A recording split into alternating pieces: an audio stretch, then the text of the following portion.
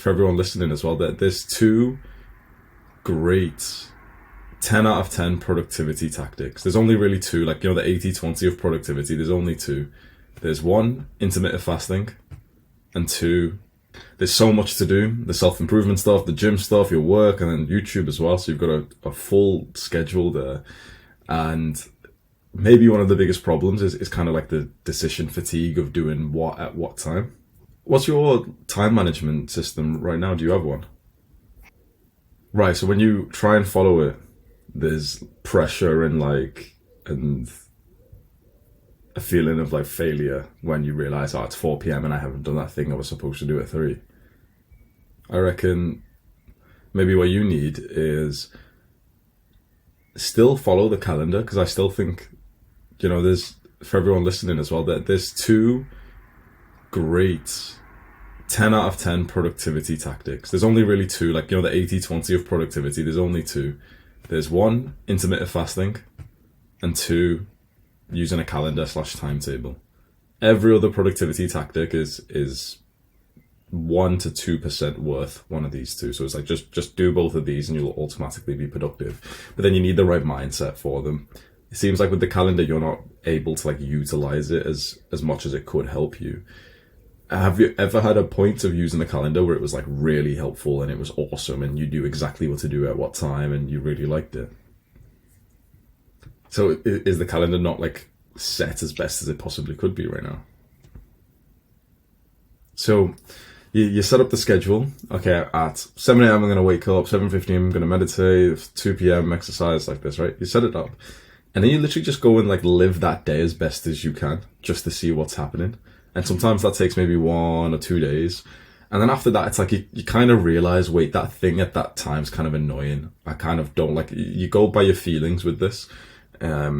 Usually, obviously, like we want to make big decisions logically and stuff, but you go with, because for example, if it feels bad to exercise at like a certain time, you may as well change the exercise thing like to a time when you actually enjoy it and you can perform better. And the same with work as well. It's like you shouldn't purposely work at a time when your brain feels like slow. So you go and like you'd set the schedule, you'd go and live it. Maybe I could just show you mine. This is exactly how I'd set up my my schedule. Let me just show you mine. We've got this is my calendar, right? This is what a normal looks like, normal day looks like, normal weeks look like, sorry, like here. So these two empty blocks are just calls that I have scheduled when they come in. So you can see this is what it looks like. And I follow this probably about 80% of the day now. But you can see it's probably taken me a little while to adjust. You can see how many differences there's been. I used to do jiu-jitsu at that time. I used to do a different workout. So I'm constantly experimenting with it. And usually I give it about 2 days and then I'll end up having some kind of thought or intuition. And I'm like maybe I should just work out half an hour later. Because when I'm like getting ready at that time, I'm quite full and it's kind of annoying. And so I could keep doing it.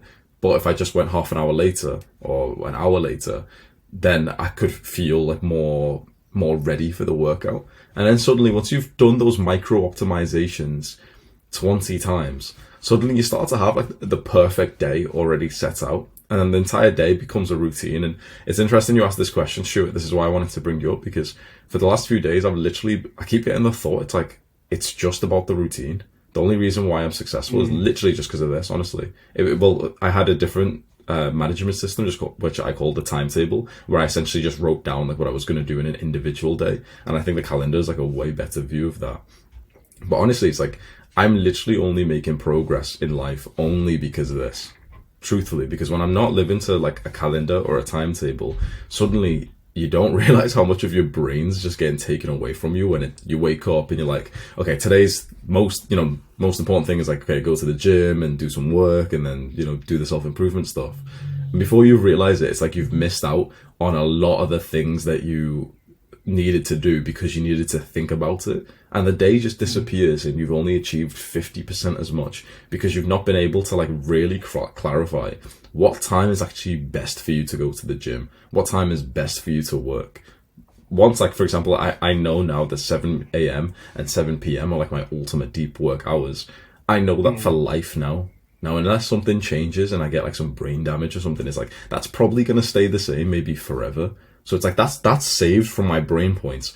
every single day for the rest of my life, that 7 a.m. and 7 p.m. are like ultimate deep work blocks. And then I realized that I even have a block around there, around 11, from like 9 to 11 as well, which is also like a big brain moment. So I can add that in. That might change because this is like not as good as these hours here. So suddenly I don't need to make anywhere near as much decisions. And the decisions I do need to make now are micro ones where, for example, I'll realize, oh, you know what, like, this dinner's kind of a little bit too early for me, so maybe I'll just extend my learning block there and just eat later. So do you, because you said you've got a Google Calendar, have you made those like optimizations day after day?